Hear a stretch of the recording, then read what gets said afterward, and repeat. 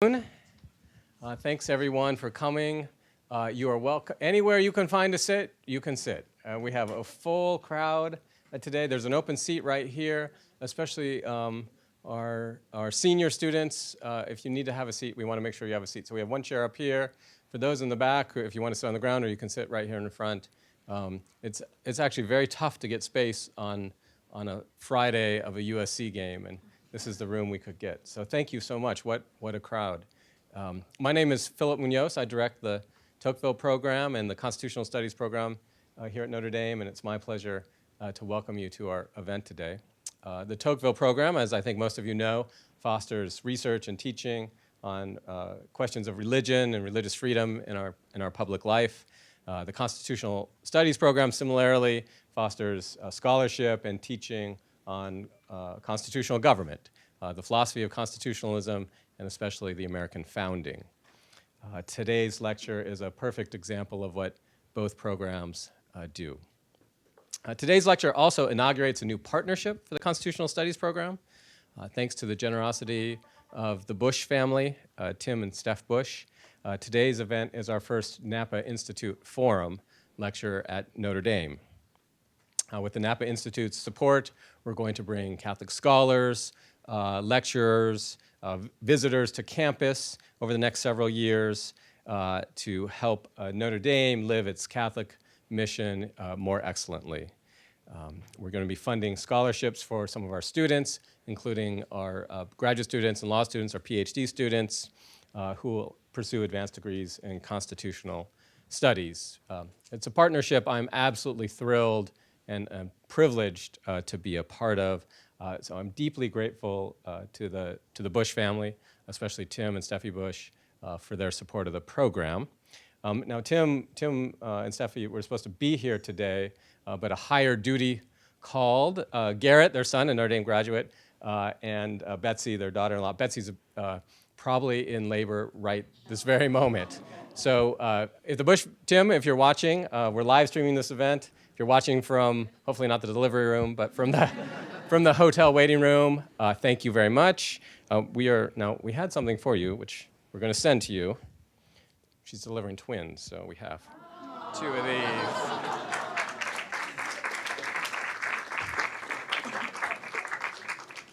Thank you very much to the Bush family. There's a few other people I want to thank before we introduce our speaker. John Pariba, I think John is in the room somewhere, is certainly on his way. John's a good friend, and he works as a program officer for the Charles Koch Foundation. Koch Foundation supports centers like my own and programs all across the nation, and they've supported us here at Notre Dame, and John came out to be with us today, so we're deeply grateful to John and the Koch Foundation for all of their support. I didn't tell him I was going to do this, but we have two friends and significant public figures here who we've been working this morning. Where are Judge Hardiman and Judge Thapar? Where are you? Come on, stand. Judge Hardiman, Judge Thapar, where are you? Please stand.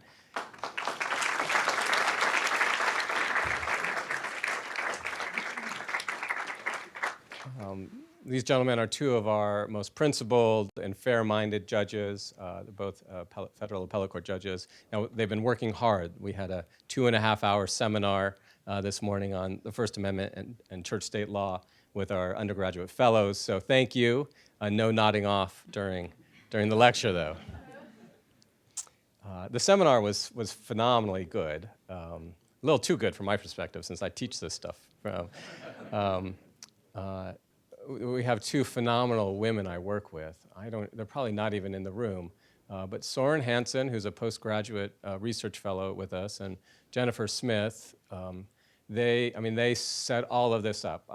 They've been working extraordinarily hard. We had a dinner last night. We had breakfast with the Archbishop this morning. We had a seminar with the judges all morning, and then this lecture, and now they're running up and setting up another dinner this evening, and they're coordinating the FBI for some other speaker as well.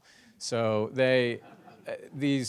anyone who's run anything knows that you can't do any of it without really talented and hardworking people. So thank you to Soren and to Jen Smith for everything that you do for me and for the program.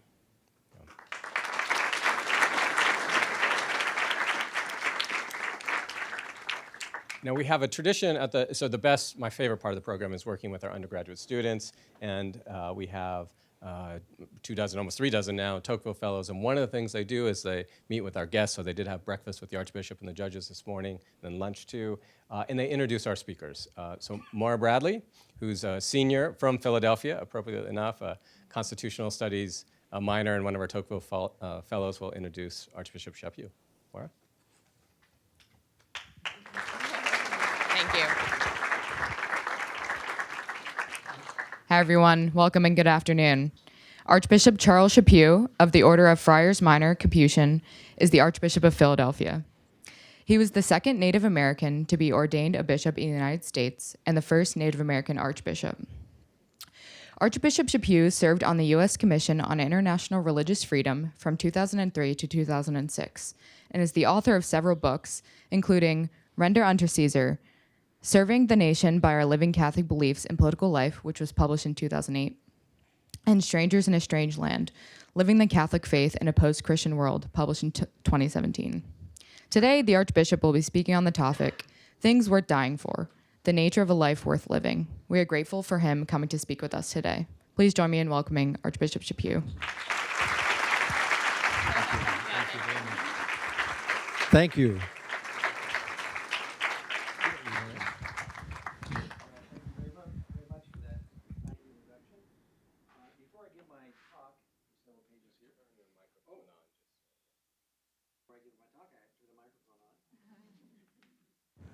I thought I would remember to do that. It works better this way, doesn't it? Yeah. Three things I want to do before I begin my talk. First of all, I want to thank the donors to the various programs that Dr. Munoz has developed here. They're really wonderful programs. I'm very impressed. But to do something like that, you need resources. So I'm deeply grateful for the donors, ones here, ones who may be watching, and also potential donors in the room. He didn't tell me to do this. He may be embarrassed. But the way we show our gratitude for events like this is to become involved. And one of the ways Jesus said, where you put your money where your heart is. And so I think it's very important to do. So I'm very enthusiastic about this. You have my full support. And I would encourage anybody else who's able to give the support they can. Number two, that was number one. Number two, I forget. But number three, I remember. Number three, those of you who've heard me speak here before know this, but it's very interesting, so I thought I would say it again. I'm a Potawatomi Indian on my mother's side of the family, and my great-grandfather, several generations back, was the first white settler into St. Joseph County, Indiana, which is where we are. And he married a Potawatomi woman. Her name was Angelique Ketchikwe, and their cabin is still preserved here in Lieber Park in Fort Wayne. So people say, do you have any connection to Notre Dame? I don't actually. I wish I did, because your spirit is incredible. It's just to watch it. It's hard to understand if you're not a graduate, I guess, how people can be that committed. But I don't have that connection, but I actually own this land. And as I've said several times, we want it back. But it never has happened. It's never happened. I became a bishop because of the Indian connection, actually. And people say, why did they choose you for a bishop? Some people say that with real wonder. And the honest answer is because I'm an Indian, because of my grandmother. I'm very proud of that ancestry. I come from a time in the church when affirmative action was really a serious part of decisions around who were going to be bishops, Black and Hispanics, and even a couple of Indians. So I'm the only one surviving yet. I'm the only American bishop that publicly is a registered member of a tribe. I'm very proud of that, and I'm grateful. The early Holy Cross Fathers here evangelized my family and baptized many of my ancestors, Father Soren himself. And so I feel a real connection to Notre Dame that is different from being a student, but is very, very real. So that's number one and number three. Maybe I'll think of number two before I finish, but let's get into this talk. I know this brings up what that other point was. The title of my talk is Things Worth Dying For, the Nature of a Life Worth Living. I have a contract with my book company to write another book, and the tentative title for that is, they decide ultimately what the title will be, is Things Worth Dying For. They asked me to do a book on the things I discovered in my life as a bishop that are that significant. And that's what my book's going to be about. And I suspect that my talk today will be the first chapter of that book or its introduction. Because those of you who write books know that it's hard to do that. You know, when you finish a book, you say, I'm never going to do one again. It's like having a baby, you know, this is it, you know. But then, as Jesus says, you forget the pain and you end up having more children and you end up writing more books. But this is probably the beginning of the book that I'm going to be writing in my retirement. So let's get into the talk. I want to thank Dr. Munoz, Father Jenkins, the president of the university, and the Napa Institute Forum for welcoming me to Notre Dame again today. And I'm also grateful to you for being here, you know, because the talk would be rather foolish if you weren't here. The fact that anyone would turn out for a talk with the word dying in the title, especially on the eve of an SC game, proves that miracles still happen. Miracles still happen.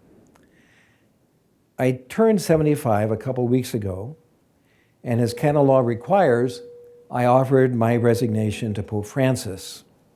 In the next few months, the Holy Father will accept it, and Philadelphia will have a new archbishop. Philadelphia is a great city, and it's been one of the great privileges of my life to serve as a pastor of its Catholic people and clergy. So my feelings at this moment in my life are understandably mixed. The good news about turning 75, and it's very good news, is that I'll finally be able to retire. The not so good news, as I turn 75, is what sooner or later comes after it. When you get to be my age, a topic like things worth dying for have some special urgency. And one of my Domer friends likes to point out that dying is a downer. Or that's one way of looking at it. My own feelings about dying are rather different. My father was a mortician in a small Kansas town. I lived at a funeral home above. So my family understands death and all the complex emotions surrounding it in a way different than many people. I mean, for us, death was a natural part of living. To put it another way, the meaning of a sentence becomes clear when we put a period at the end of it. The same applies to life. When we talk about things we're dying for, we're really actually talking about the things worth living for, the things that give life meaning. Thinking a little bit about our mortality puts the world in perspective. It helps us see what matters, and also helps us see the foolishness of grasping at things that finally don't matter. Your hearse, as my father might say, won't have a luggage rack. Socrates is often seen as the founder of the Western ethical tradition. And he said that his philosophizing was best understood as a preparation for dying. It sounds like an odd claim, but it makes perfect sense. He had a passion for truth-telling, the wisdom that comes from it, and the life of integrity and moral character that results. The very word philosophy captures the spirit of his love for the truth. It combines philia, the love of friendship, with Sophia, which means wisdom. Socrates did not study wisdom. He pursued it as the goal and framework of his life.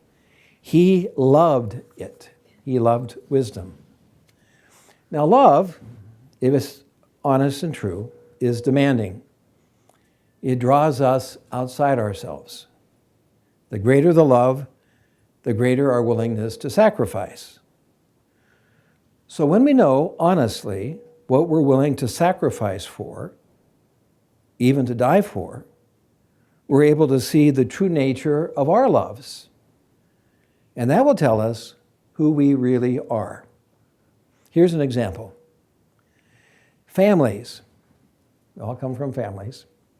Families at their best are an exercise in self-denial for those we love. I'd like to say that again because I think it's so very true. Families at their best are an exercise in self-denial for the ones we love. Mothers and fathers make huge sacrifices to protect their children. Jordan and Shono used her own body to shield her daughter from the gunfire in an El Paso Walmart last summer. She died protecting her daughter, and she knew what she was willing to die for. Now, women understand this better than I, but in a real sense, even with the advantages of modern medicine, every woman who bears children puts her life on the line, right? And raising children always requires sacrifices from parents, sacrifices of time, attention, and family resources. Families at their best are an exercise in sacrificial giving. Now, instinct obviously plays a big role in the bond between parent and child. When looked at from the outside, this can make the sacrifices in a family seem easy, because for most people they come naturally.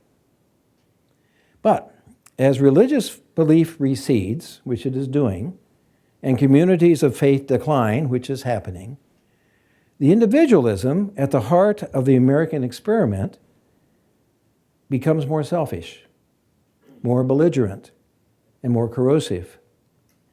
It even breaks down family bonds.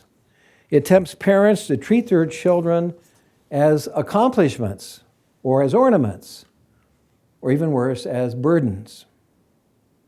It also weakens the ties between grown children and their parents, who, as they age, can often become dependent. I'm thinking about that and how difficult it's going to be for me to be dependent. It's a useful experiment for those of you who are here today as students to consider what you'd really be willing to give up for the sake of caring long-term for your mother and father. What would you really be willing to do? Imagine yourself as a happily married person with children, and your parents have needs. What are you willing to do for them? So we have the example of family. It's worth dying for most of us. Here's another example. Friendship. Friendship is generally a milder form of love than family.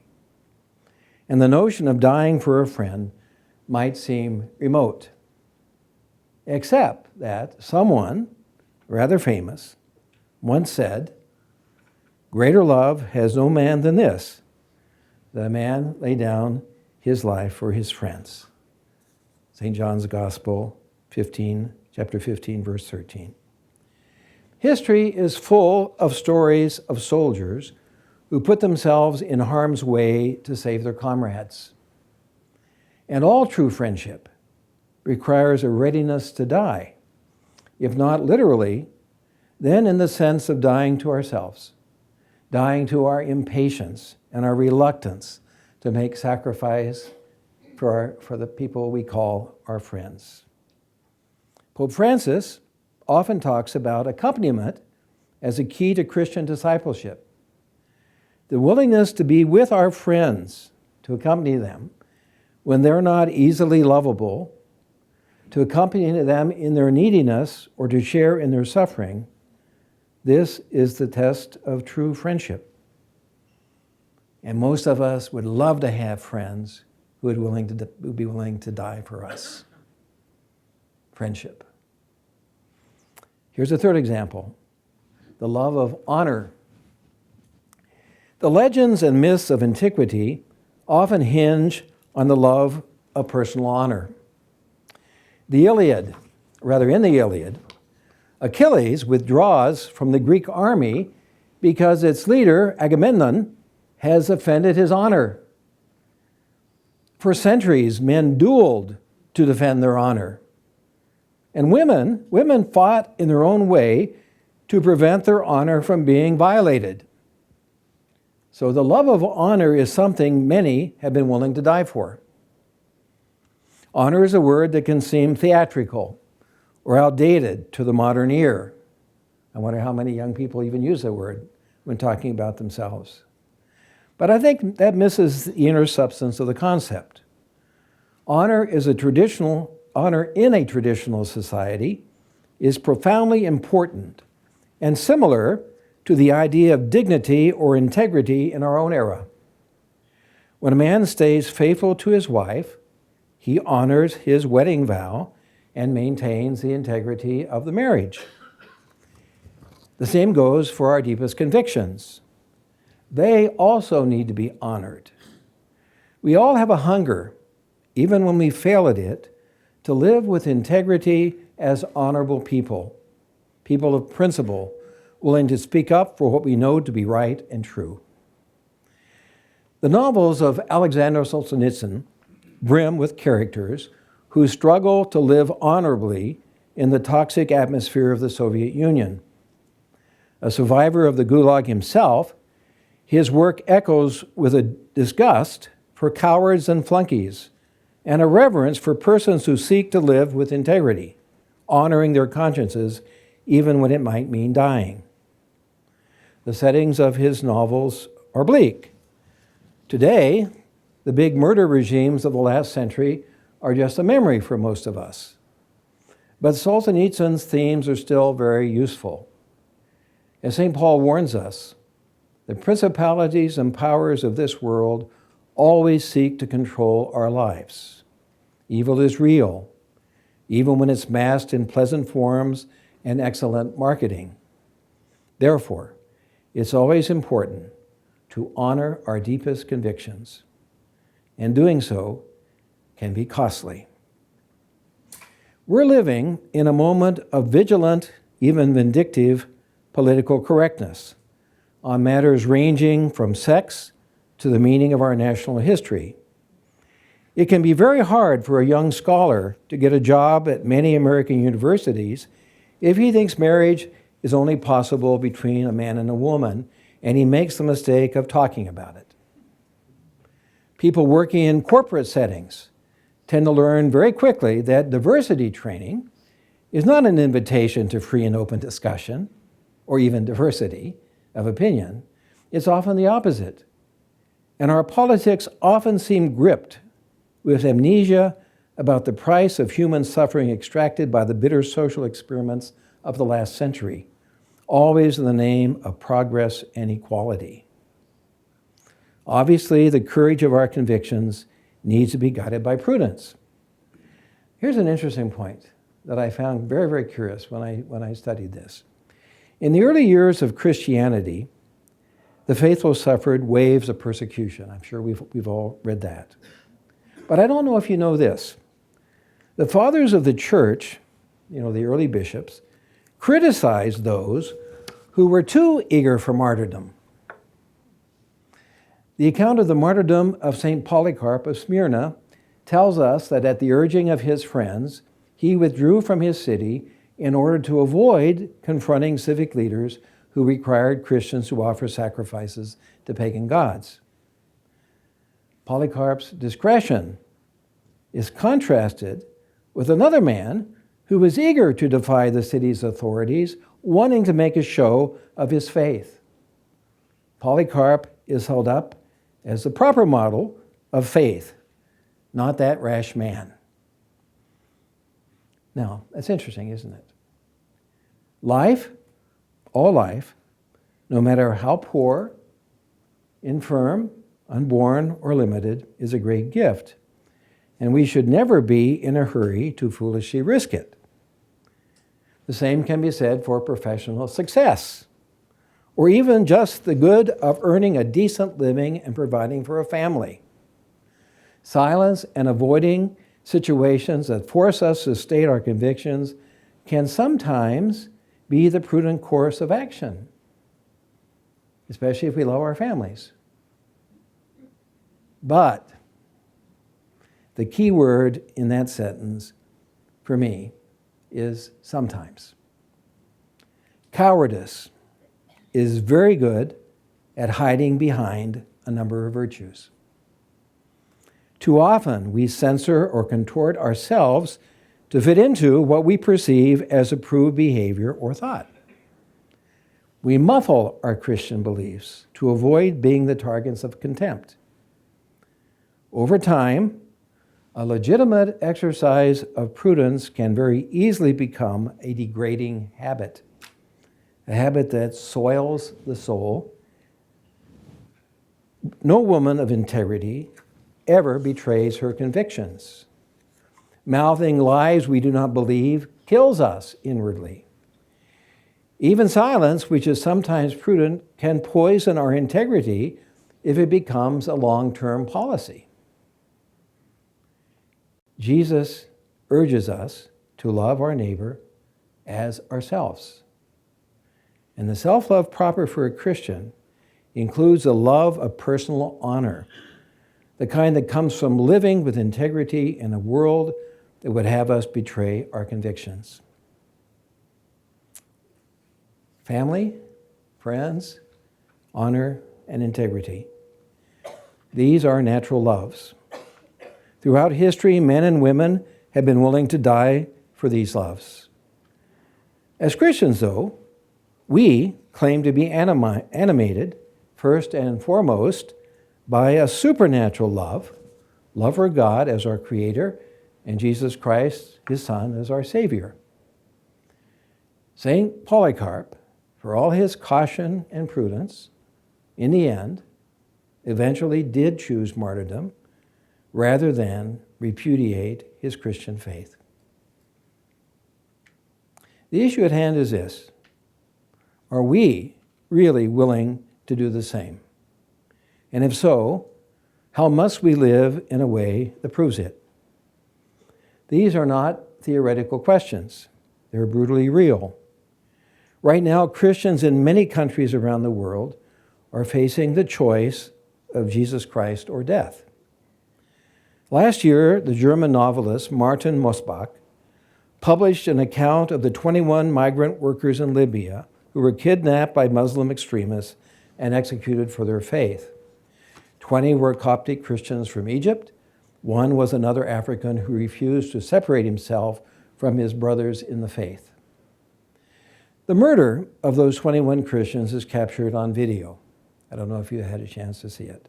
It's hard to watch, not just because the act is barbaric, but also because in our hearts we fear that, faced with the same choice, we might betray our faith in order to save our lives. But frankly, the martyrs, both ancient and modern, frighten us as much as they inspire us. And maybe this reaction makes perfect sense. Maybe it's a version of the biblical principle that the fear of the Lord is the beginning of wisdom. Fear of martyrdom is the beginning of an honest appraisal of our spiritual mediocrity. So I think we should consider this fear for a moment, rather than repressing it as we so often do. The Christian men beheaded on the Libyan beach are not really so remote from us. The worry we naturally feel that we might fail a similar test is a concrete and urgent version of the anxiety we rightly feel when we think about coming before the judgment seat of God. And perhaps that's why we don't think about that very much, if at all. If we're honest about ourselves, we know that we're likely to fail that test too. After all, we're barely able to live up to the basic demands of the Ten Commandments. Many of us have trouble following even the minimal norms of a Catholic life. Regular confession, Mass every week, kindness to others, and a few minutes of daily prayer.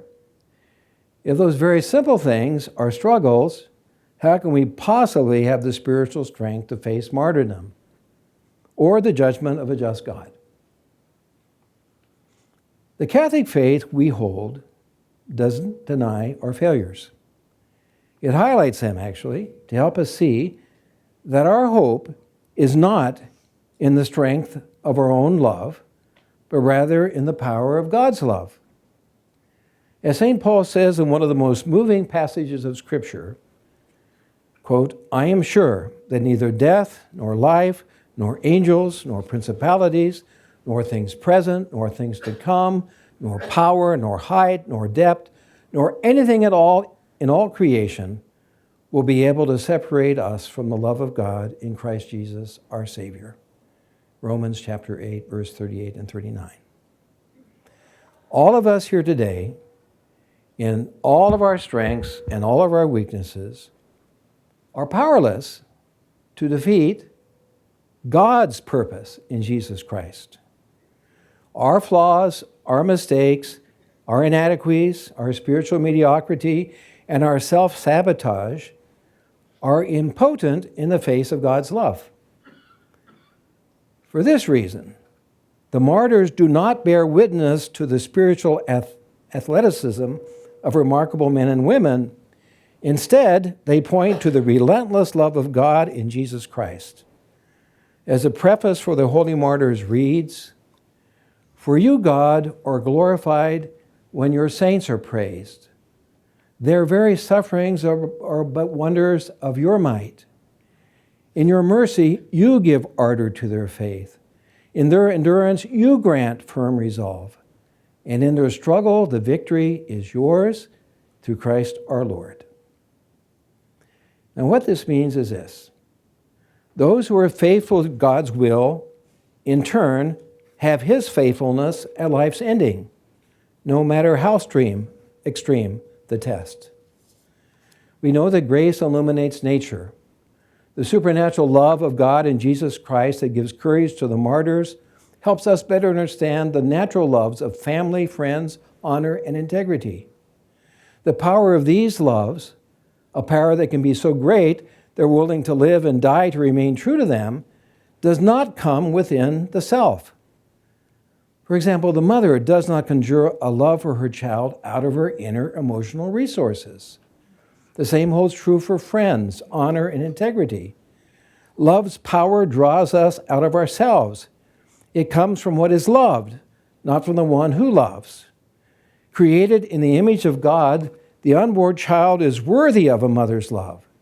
It's the worthiness of what we love, its lovability, that enables us to sacrifice wealth, worldly success, and even our lives. We live in the so-called developed nations. We live in the so-called developed nation of the world. And we live in an era of unprecedented wealth. For many of us, the entire globe is open to travel. To a degree unimaginable in earlier generations, many of us can choose our own path in life or even reinvent our identity. We float in a fluid world of limitless choices. This can seem like a blessing, but it often turns out to be a curse. And that's because only a weightless person can float. The most fundamental feature of our era is that it weakens bonds, curves us in upon ourselves, and seduces us to live without love. We often hear the slogans, "Love wins," "Hate has no home here." But so often these words are merely slogans in a culture which is fighting, a cultural war filled with more bitterness than honesty. We're promised celebrity in social media, novel experiences in our products, technologies and travel, and wealth in our professional success. But we're not really encouraged to actually love. Authentic love is ordered to truth, the truth about human beings, human nature, and creation. It's demanding and self-denying. It anchors us to realities that are deeply human, deeply rewarding, and the deepest source of joy, but also inconvenient and easily seen as burdens. It's a good thing, a vital thing, to consider what we're willing to die for. What do we love more than life? Even to ask that question is an act of rebellion against a loveless age. And to answer it with conviction is to become a revolutionary, the kind of loving revolutionary who will survive and resist and someday redeem a late modern West that can no longer imagine anything worth dying for, and thus, in the long run, anything worth living for. I'll close with just a couple of personal thoughts. St. Paul tells us that God did not give us a spirit of timidity, but a spirit of power and love and self-control. He said, "Do not be ashamed then to testify to our Lord, but share in suffering for the gospel in the power of God." 2 Timothy chapter 1, verses 6 through 8. I mention this because believers, that means many of the people in this room, can expect a rough road in the years ahead on a whole range of issues. There cannot be any concordance between the Christian understanding of human dignity and sexuality and the contempt directed at our beliefs by important elements of our culture. This is why Respect Life Week on this campus, which took place just last week, is so important each year. It's why the dedication of the students who support it is such a source of hope. Their witness is impressive and life-affirming. It's true to the spirit of the gospel, and it's Notre Dame at its Catholic finest. And I salute them. I've been reading a lot of Tolkien lately. Notre Dame's motto, Vita Dulcedo Spes, life, sweetness, and hope, would have resonated deeply with Tolkien because of his lifelong devotion to Mary. In fact, the drama of the Christian story informed everything Tolkien wrote. The intensity of his Catholic faith shaped his entire life and genius. Near the end of The Two Towers, the second volume of Tolkien's Ring trilogy, Samwise Gamgee says, quote, "The great tales never end, do they, Mr. Frodo?" And Frodo answers, "No, they never end as tales, but the people in them come and go as their part is ended." This is very likely my last talk as a serving Archbishop.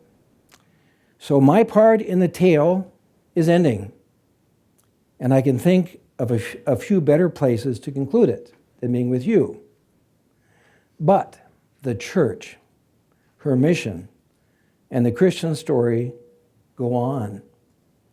And the greatest blessing I can wish for each of you is that you take up your part in the tale with all the energy and passion in your heart, because the Christian life is a life worth living, a life worth dying for. Thank you, and God bless you. Thank you. Thank you. Thank you. Thank you very much. Appreciate it. Thank you. Thank you. Thank you. Thank you very much. Okay.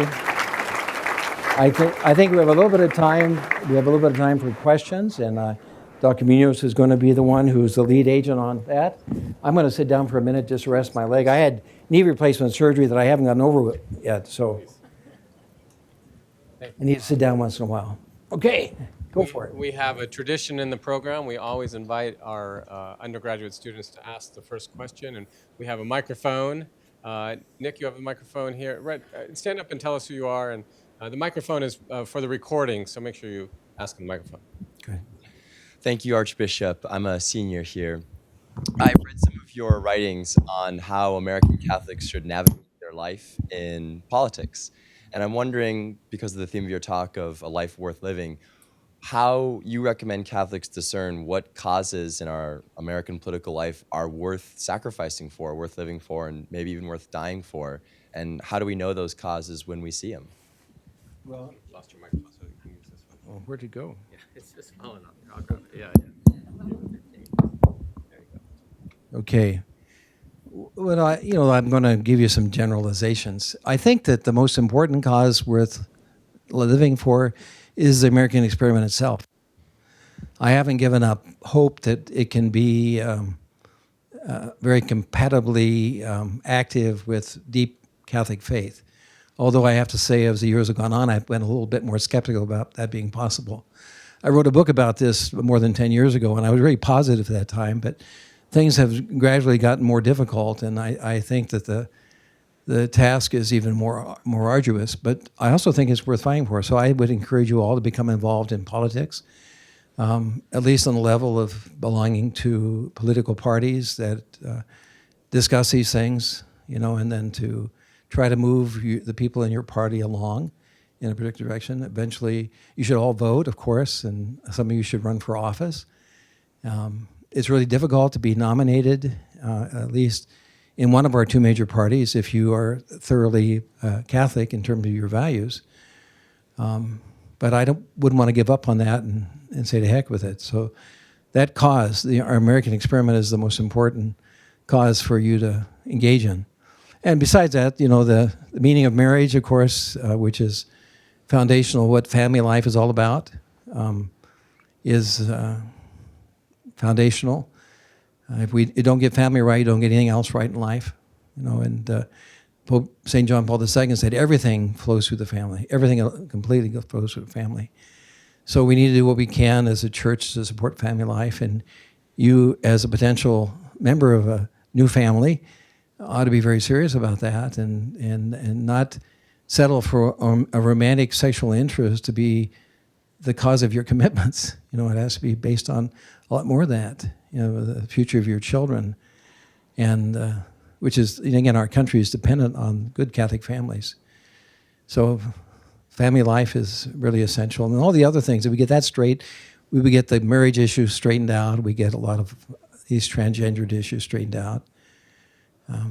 So those two things, politics and family. Another undergraduate, please sit, Father, if you want. Please. Another question from an undergraduate. Way in the back.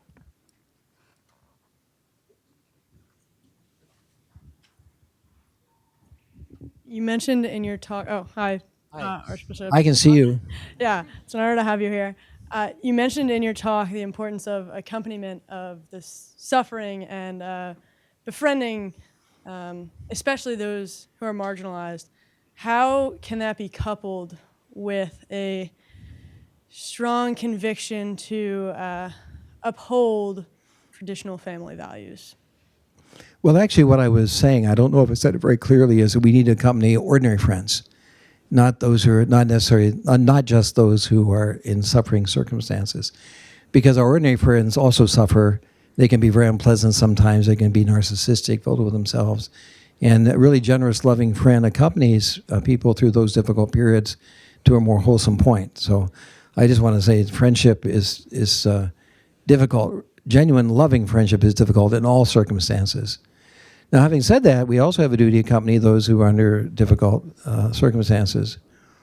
And let me use an example that we probably all are anxious about. How does a serious Catholic woman or man accompany someone who's confused about their gender identity and is actively promoting gender change and those kind of things, which many of us would find just contrary to the plan of God? I think if you're absolutely convinced of the truth of your position, you can enter in those kind of relationships very confidently without being afraid, because you know that if you love somebody, you don't just tell them what they want to hear. You tell them what's true and what's good for them, even if they don't want to hear it. Even if they get mad at you and don't want you to accompany them, you still do it because that's what real friendship does. Real friendship is always in the truth. But it doesn't work unless you're personally convinced of it, because you get intimidated and you get afraid and you always want to please. And it's always good to please if you can, but if you can't please, you can love, and love and loving someone and pleasing them are not the same thing at all, as all of our parents know, right? And those of us who ended up somewhat balanced had parents who didn't let us do what we wanted to do, They really tried to lead us by their own love and example in a different direction. So I think that personal confidence in what you believe is an essential part of accompaniment. Otherwise you'll be accompanying someone to an abortion clinic when you should be accompanying them to a loving environment where they and their child are protected. So confidence in what we believe as Catholics. And how do you get there?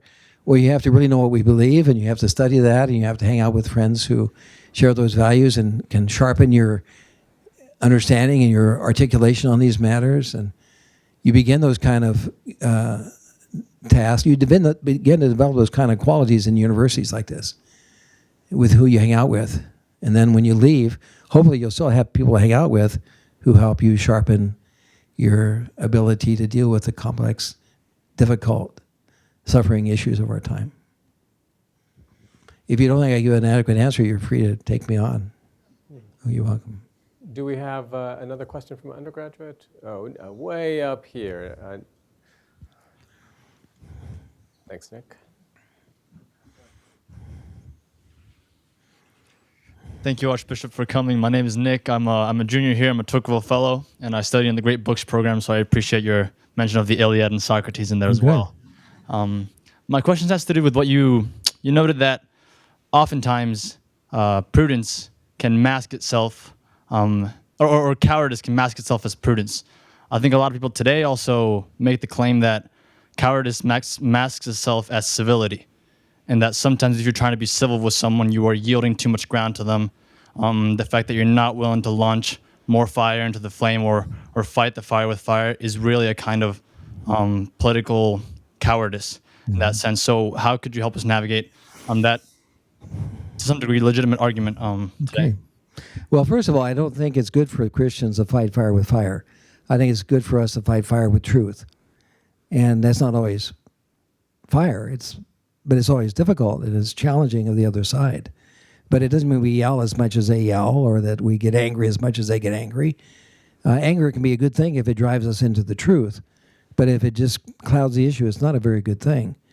I know that I look over my life. I've been a bishop for 31 years, a priest for 49 years, in positions of leadership in those contexts. And there are many times in my life where I've been a coward. And I use civility and kindness as excuses. And it didn't work. I mean, quite honestly, if I was honest, the reason I hesitated speaking the truth or taking a clearer position is that I was afraid. That was especially true when I was younger. And I really wanted to be appreciated, wanted to get ahead, and wanted to be popular. And, as I've gotten older, and I see that being kind and gentle and vacuous didn't work. It didn't work at all. If I had been kind and generous and clear, it might have. So it is easy to fool yourself because, just for example, you make a sign of the cross in a restaurant when you eat out. I remember arguing, well, we shouldn't do that. We'll just make everyone around us uncomfortable. And the real reason was I didn't want to be uncomfortable doing it. But I projected that on, so I was being noble and generous by not being publicly a Catholic or taking off your ashes on Ash Wednesday. Those aren't really important issues, by the way, but they're very significant issues. They signal something to us about ourselves. So I think it's important to be firm and clear and strong, but not fight fire with fire, if that makes sense, because that doesn't accomplish anything. Mm-hmm. We can open up to anyone. Other questions? We just ask you stand. We can see you, Nick, in the back here, and identify yourself. Thank you.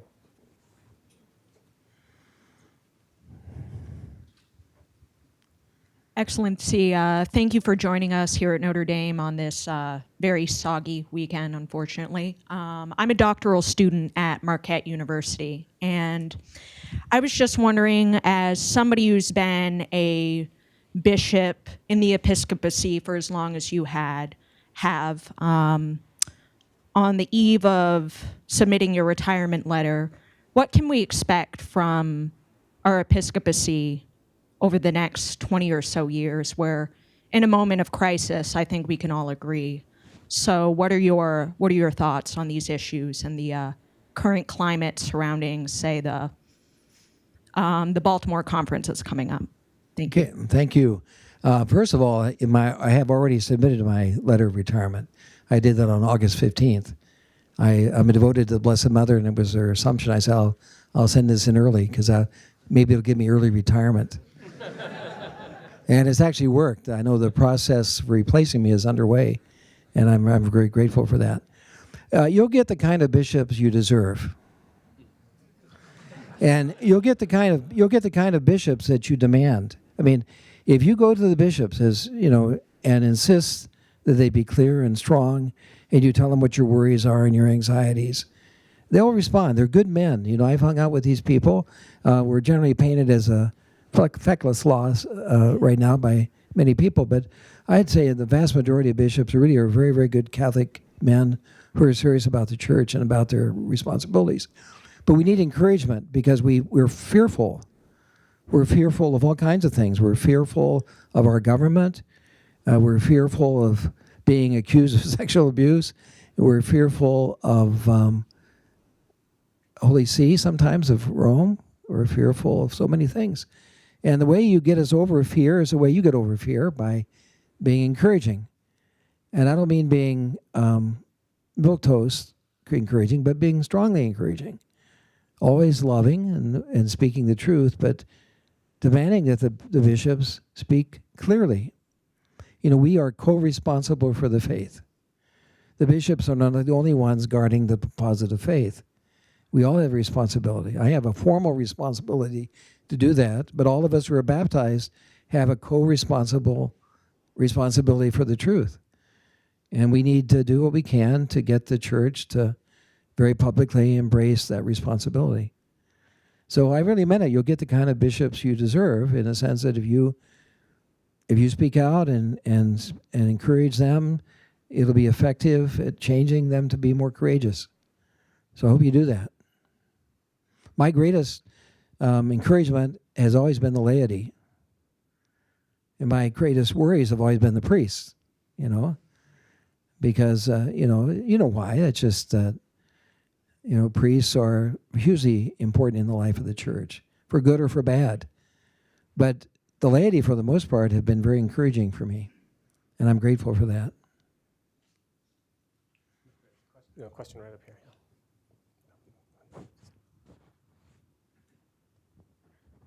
Archbishop, thank you so much for being here. My name is Alix, and I'm also a Tocqueville Fellow. So my question has to deal with how you advance the claims that the family is one of our principal things worth dying for, our love for our families, our friends, and our fellow man. However, it seems as though right now, and I'll also advance the claim that our love for the earth on which they stand and future generations is of utmost priority to keeping this alive. So what is our Catholic duty in the context of our environmental crisis right now? And how can we advance our love for our fellow man through our love for the earth? Well, in my generation, we have not been as focused on the environment as your generation is. But I don't think any of us of my generation would have ever thought that we were doing a disservice to the truth, because we just presumed that if you receive everything as a gift from God, the place where you live is a foundational gift, and we have to be responsible for it. We never saw that requirement in Genesis that we dominate the earth meant that we should, in any sense, destroy it. It meant that we had a big responsibility for the earth. And so there was more of a natural kind of ecological sensitivity in our thinking that wasn't so prominent in the front of our thinking as it is today.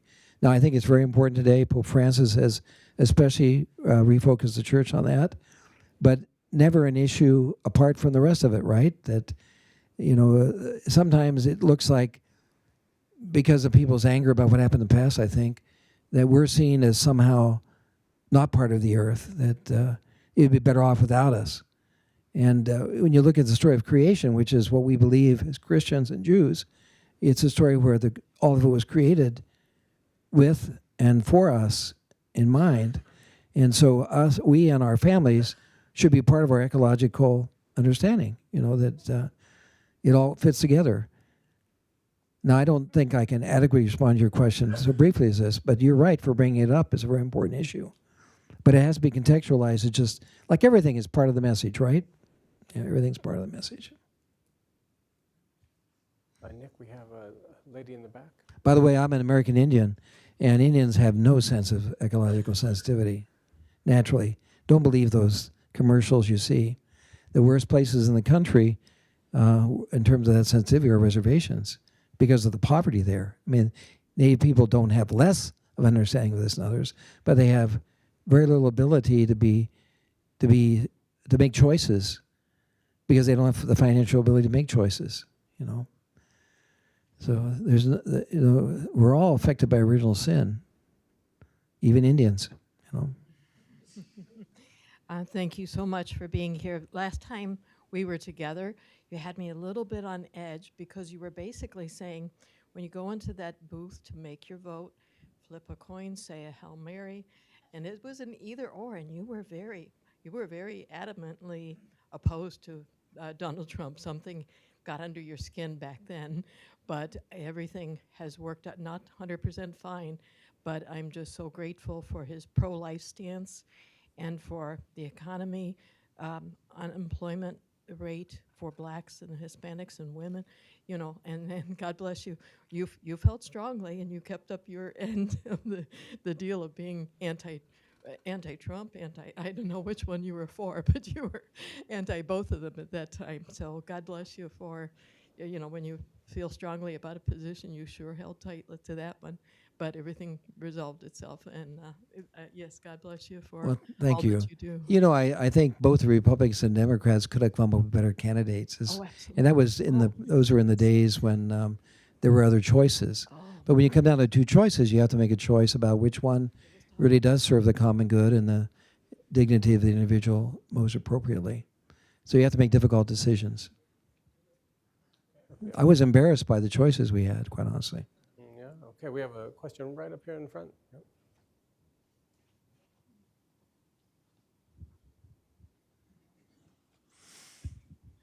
Thank you for being here, Archbishop. My name is Jack Kill. I graduated in the class of 2018, and I'm currently a law student at the University of Texas. In your remarks today, you're calling us to consider those things worth dying for. So my question for you is, can you maybe provide some reflection on, once we consider what is worth dying for, how we should prepare ourselves to be willing to die for those things worth dying for? Thank you. Well, that's a very good question, Jack. I think it's important for us to kind of figure out what we're willing to die for, and before we ask that question and figure that out, we won't know how to prepare. But once we have those values or choices clearly in mind, how do you prepare for it? Well, if you're willing to die for your family, are you willing to homeschool? If it's the only way you can pass on what you consider truth to your children, that's a huge sacrifice, as you can imagine. Are you worth dying for that, for something like that? I mean, so the question you ask, I don't have an answer for it in general. I think it's very specifically once you've made those decisions. But I think that if I were a young father with a family, I would be wanting to talk to my wife about us together homeschooling them, because I think it'd be very difficult for me to find the proper environment to have them educated by someone else. And that's huge in terms of the costs of the family, how you're going to redirect your resources as a family. So those kind of things are very practical. The church, you know, the church is worth dying for me. The difference between me and those of you who are not clergy in terms of the church is you love the church as your mother. I love the church as my wife. And the way you love your wife is very different than the way you love your mother. You know, and I left my family, and I've married the church. And she's my family now, my immediate family. So how do I live for the church? And what am I willing to do? For me, it's, it's very, very difficult to speak the truth of Jesus Christ publicly today, sometimes even within the church. And I don't personally care what people think of me on that regard anymore. You know, nobody, I don't have a prayer for anybody on that level. Not because I'm virtuous, but because I'm old, you know. and people, there's no consequences for me to love the church honestly and directly at my old age. So it's easier for me to be more truthful than it would have been when I was younger. I hope we're all willing to die for our mothers as well as for our wives. So I think you should be willing to die for the church too. but your daily engagement with the church is different than my daily engagement with the church. So I know I didn't answer your question very well, but if you can come up with concrete situation, I'll be glad to give my advice. Okay. Noel has a question here. It's 2:01. How much longer do we? How about 2 or 3 more? Okay, sure. I just don't want to keep people from. Some people are embarrassed to get up in the middle of a crowd, so please get up and go if you want to. Thank you, Archbishop. The last time you spoke on campus, you spoke about abortion being a fundamental issue in our time, and perhaps the greatest human rights crisis that we're facing. Does your assessment of that still stand? And I know Yes. You've also spoken a lot about voting and abortion, and I was wondering if you could talk about what you do when it seems like life issues are in conflict when you're voting. Well, I've never personally found life issues in conflict when I'm voting, because the right to life itself is more foundational than the death penalty for me, for example. I've been very public against death penalty and will continue to do that. But if I'm given a choice between someone who's pro-abortion and someone who is pro-capital punishment, I would, without the slightest hesitation, choose to vote for the one who's in favor of capital punishment, because abortion is, there are a lot more of them. It's absolutely unjust because there's no guilt involved in the unborn child. They're weak. They don't have anyone to speak for them. So I don't understand this. I've never, and people think I'm a real conservative, but I tend to be, I'm a Franciscan by my background. I tend to be more of a Democrat on economic issues than I would be a Republican. But none of those issues are nearly important to me as life, And so what's the issue? I always say, what are they talking about? What are the issues? The Catholic Church is better than any other organization in the country about caring for poor, unmarried women and children who don't have families. And we just do that all the time without thinking about it, because it's who we are. So when they say that we're more interested in a person before they're born than ever, it's just crazy, because we spend a lot more money on social services than we do on being anti-abortion. We take care of anyone who needs assistance and needs help with raising a child. We do all that. So that's all false rhetoric from my perspective, and it's just dust in the air that is meant to confuse us and to justify those who want to claim to be Catholic but are not willing to defend unborn human life. Let's see, what gentleman right here? Yeah. It'll take me a couple minutes to get up. So Go right ahead. Your Excellency, thank you. It'd take me a lot longer to get up if I were on the floor. So. Your Excellency, thank you so much for coming here. I read your book, Render to Caesar, a number of years ago, and I really enjoyed it. My name's Michael Vernon. I'm here with my wife, Maureen, and we are parents of a double-domer who graduated in 14 and 15, went on to law school. And this is more of a comment on the politics. He interned at the White House a couple of years ago on the Domestic Policy Council, and his boss, who was the director of Domestic Policy Council, is a Notre Dame grad, went to Notre Dame Law. There are Notre Dame people sprinkled throughout the administration that a lot of people aren't aware of. There are monthly rosaries said in the White House. There is a monthly mass in the White House. There is a weekly prayer service in the White House that the media will never tell you about. So I just wanted to bring that up, that all's not lost in politics. Yeah, I'm aware of that, and I'm really grateful that it happens. The president has always irritated me because of his the way he talks. But there's been no greater friend of the pro-life issues than him, actually, in practice. And whoever hires all those folks have been hiring really good people. I don't know that he's the one who does it. I don't know who does it, but there really are good people there, a lot of them. And, we have an attorney general who's here today who's a faithful Catholic. And so there's all kinds of hope, but there's also all kinds of worries. It could all change in November of 2021, I guess. 20. Oh, it's here already. Oh, my. I need to write another book. We've been working the Archbishop hard. Now you're retired. You have lots of time. I'm not retired yet. Well, wait, you're soon to be retired. Right. So come back frequently. Thank you. I'm thinking of moving here, actually. It's your basement. No. Actually, I'm not going to move to his basement. I have a trailer by the river. You know what that, you don't know Saturday Night Live? Oh, van. Down van by the river. I'm sorry, I messed it up. I have a van down by the river, and I'm going to be a motivational speaker for the students here at Notre Dame.